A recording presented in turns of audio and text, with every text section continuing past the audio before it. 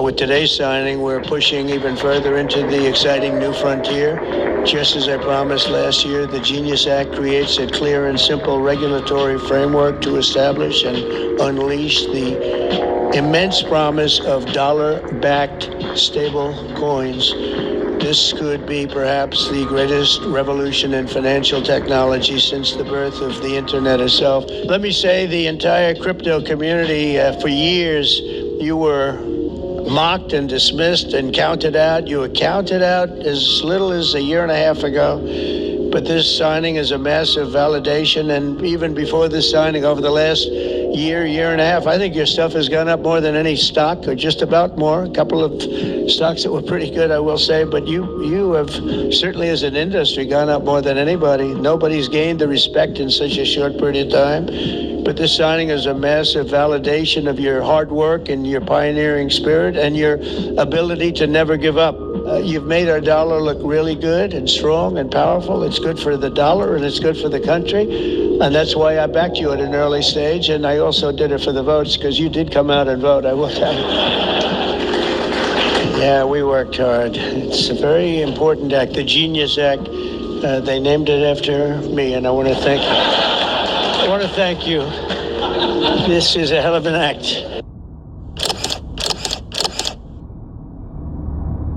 Could the Genius Act be the roadmap to a cashless society? On July 18th, 2025, President Trump signed the Genius Act into law, and it could be a big step on how we use money. The Genius Act is the first major U.S. law to regulate stablecoins, which are digital dollars tied to real dollars. Licensed banks and trusted companies can create them now, and they have to follow strict rules like keep real money in reserves, do monthly reports, get audited regularly, and protect users if something goes wrong. This law makes digital money feel more official, more trusted, and that opens the door for more people to use it instead of cash. It doesn't ban paper money, but it definitely helps push the U.S. closer to a cashless economy. I'm very confused about the Genius Act. I thought there was a deal made by the president to make sure that included was going to be the central bank digital currency. There'd be no possibility of a backdoor to get that. So where are we? Steve, let me explain something. In 1971, we went off of the gold standard. The Federal Reserve did that. And we went to cash, a cash society. And the value of the dollar has drastically gone down to the buying power is less than 10 cents now from where it was in the 1950s before we went off the gold reserve. What's happening today on July 17th in 2025, when no one is paying attention, no one's talking about it, everyone is in blind rage about the Epstein files, and I don't blame them.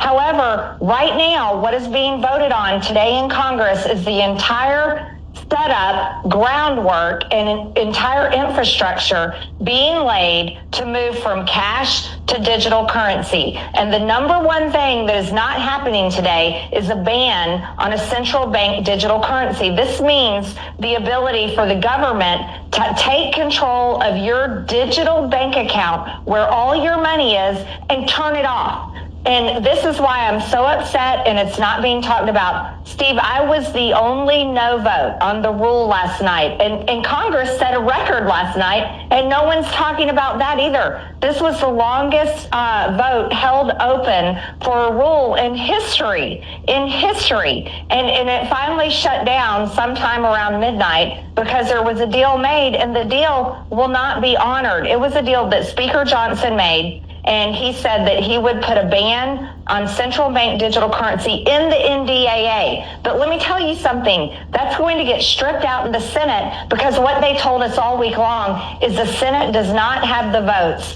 to pass a ban on a central bank digital currency.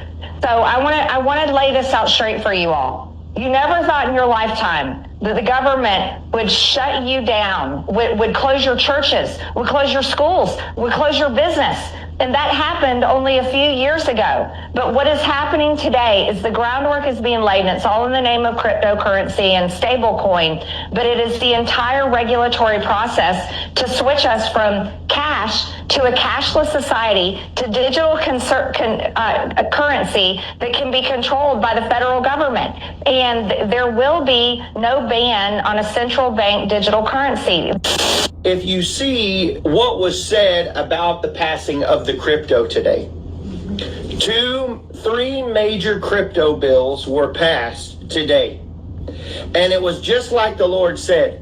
And even when he said, I'm warning you, it's about privacy. And people go, and people and they said, Brandon, you know, they're able to spy us anyway. No, I'm talking about how they're able to reach into your cookie jar and take your cookies.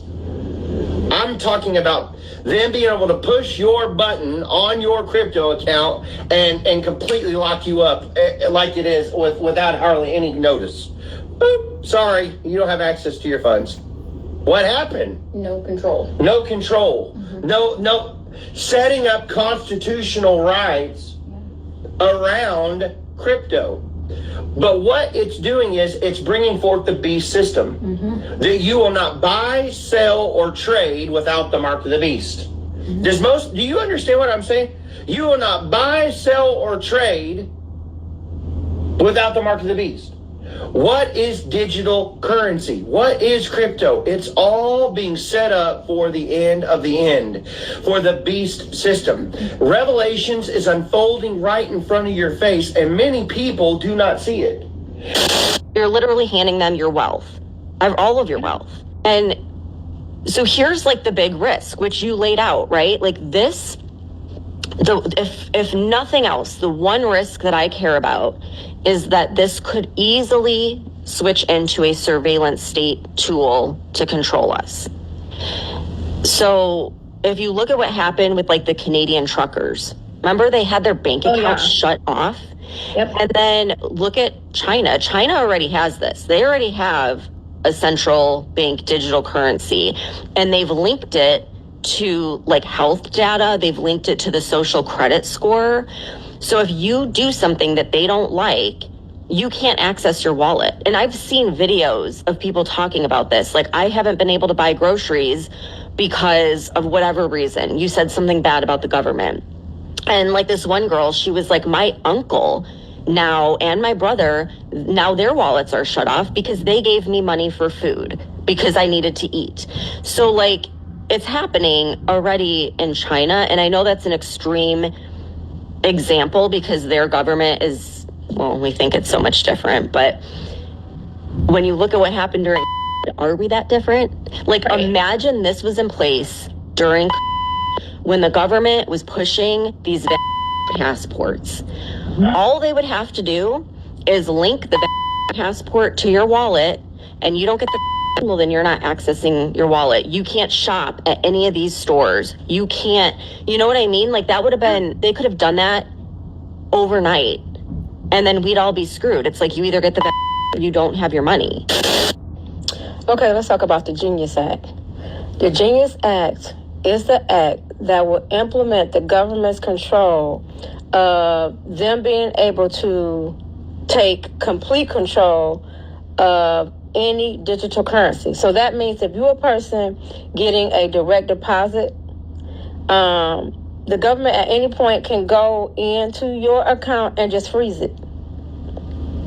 So if you vote for that Genius Act, you have then given away your right to have cash in hand, and we will become a society of digital currency.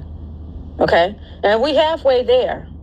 All it's going to take is for them to vote it in, and once it is voted in, I think the mark of the beast shall follow. I think the mark of the beast shall follow. I think the mark of the beast shall follow. Okay?